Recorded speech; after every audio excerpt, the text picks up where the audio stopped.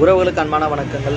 மற்றொரு வாகனத்தால் விபத்து ஏற்படாத போது இழப்பீடு பெற முடியுமா? இது தொடர்பாக பாம்பே உயர்நீதிமன்றம் யுவராஜ் ராமச்சந்திரா பட்டேல் வெர்சஸ் யுவராஜி பிவாஜி பட்டேல் என்கிற வழக்கில் தீர்ப்பளிக்கப்பட்டிருக்கிறது.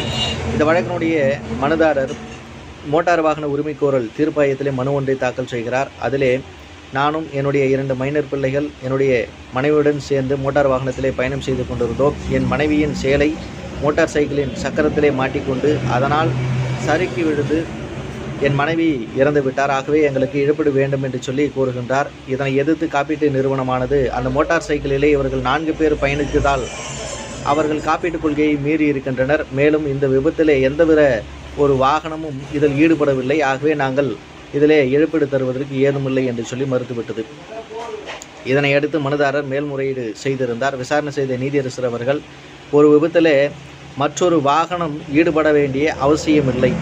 பைக்கானது, அதாவது மோட்டார் சைக்கிளானது சறுக்கி விடுதல் அல்லது வழுக்கி விடுதல் கூட விபத்துக்கு சமமாகி பாதிக்கப்பட்டவர்கள் இழப்பீடை பெறுவதற்கு தகுதி உடையவர்கள் ஆவார்கள் என்று சொல்லி இந்த மனுதாரர் கேட்டுக்கொண்டதற்கேற்ப அவருக்கு இழப்பீடு காப்பீட்டு நிறுவனமானது வழங்க வேண்டும் என்று சொல்லி உத்தரவு சொல்லியிருக்கிறது. இதை பற்றி நீங்கள் தெரிந்து கொள்ளுங்கள். நன்றி.